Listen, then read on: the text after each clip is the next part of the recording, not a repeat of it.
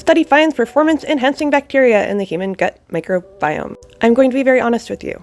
I am not a fan of the gut microbiome studies, but this one may have some truth to it, and we will talk about it. First off, some things have become taboo to study in science just because they've been mismanaged before. For example, because children with autism have a different microbiome, it was thought that this was the cause. It's not. They're just picky eaters. But back to the topic at hand. It was recently found that long-distance runners have a different population of microbes in their guts than people who don't. Specifically, a bacterial genus called Veillonella, some of which actually use lactate as their source of energy.